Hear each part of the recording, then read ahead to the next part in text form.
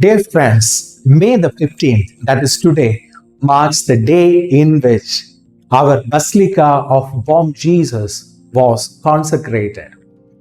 People of Goa, you are aware about the recent consecration and dedication of the new church in Nuve near Marga. Many of you must have even attended that ceremony. So during the dedication, the church is consecrated and it is offered for the service of the triune God. So this is a very important event, that's the dedication, which is also known as the consecration of the church. So the Holy Mother Church asks us to remember the day of the dedication or the consecration of the church closely in our heart. So our Basilica was dedicated on May the 15th. Dedicated by whom? Dom Aleix de Menezes, who was the Archbishop of Goa during that time. In which year? 1605. So it's more than 400 years have passed after the dedication of the church of Basilica. That is our Basilica of Bom Jesus. So how church want to commemorate this day of dedication? So if you see, the priests as well as religious or even many of the lay people must be aware about reciting the rosary, who are in the practice of reciting the breviary must be knowing the dedication of the church. There is a breviary, there is a comments for the dedication of the church. So that is recited in the religious communities and everywhere. But otherwise, is there any other great spiritual significance attached to the day of dedication of the church? Yes, there is. So in the manual of the indulgences, number 31 of the manual of the indulgences says that a plenary indulgence is granted to the faithful who visit and there devoutly recite an Our Father and the Creed in a church or an altar on the day of its dedication. So I will repeat it again. A plenary indulgence is granted to the faithful who visit and they devoutly recite an Our Father and the Creed on a church or an altar on the day of its dedication. So how you can celebrate it and why you want plenary indulgence? See people, when we go to confession, our sins are forgiven.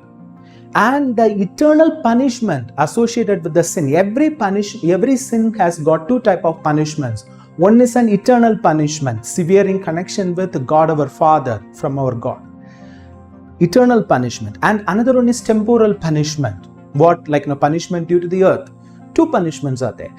So the sacrament of penance, that is confession, forgives us, removes the guilt, and removes the guilt, but the penances still remain, that the Father gives us penances. As a penance, you do so and so work. So that penances is still there. And then, but to completely avoid it and to remove all the punishments associated with the sin, that is that temporal punishments associated with the sin, we require indulgences.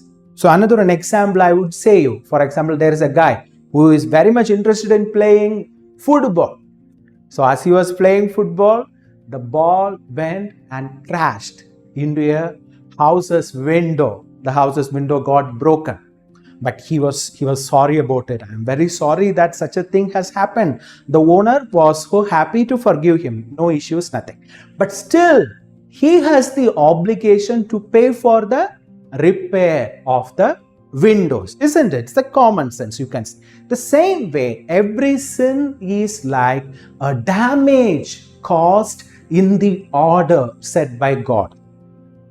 So for that, we need to pay to God. So Jesus has paid for our sins. He has covered the great part. Still, there is something we need to follow. That's why Jesus says, take your cross and follow me. And Saint Paul says, I am satisfying in the flesh what was left out through the cross of Christ. So I am paying my debts. Jesus has already paid the debts. Some more debts I need to pay, that I am doing. But let us go back to that example. He need to pay 50,000 rupees. And he is having only 5,000 rupees. He need to pay 45,000 more. What he will do? Automatically he will ask his parents or his very good friends or some neighbors. So the same way, here in spiritual life, We are asking the merits of our Lord Jesus Christ, Mother Mary, and the saints for the completion, for the removal of all the temporal punishments associated with our sin. So this is all part of Catholic doctrine. This is not my invention. You can see all the official documents of the Catholic Church. It is there. In a separate session, I may explain that. So this is the background for the indulgence, plenary indulgence. So how you have to do this plenary indulgence? The conditions are, one is attending the Mass. You need to attending the Mass and receiving Holy Eucharist. Receiving Holy Eucharist, that's the thing. Usually we receive Holy Eucharist in the Mass only. For the other people who are not able to attend Mass, they can receive Holy Eucharist through other means as directed by the proper authority of the priest. So reception of Holy Communion. Then recent confession. So for receiving plenary indulgence, a person must be free not just from mortal sin but also from venial sin as well as any attachment to the sin. So you need to clean yourselves completely, interiorly, you need to clean yourselves. So if you haven't confessed, go for a confession and make yourself pure. Confession. Third thing, pray for the intentions of the Pope's intentions. So whether you know it or you not know it, doesn't matter. For that you can say Our Father, Hail Mary, Creed, anything, whatever you want to pray. For that, the minimum prayer or whatever the prayers you want to pray, you pray for the intentions of the Pope. At least one Our Father, then some Hail Marys. That you can do. Fourth one is finishing the work that can bring you indulgence. What is the work here?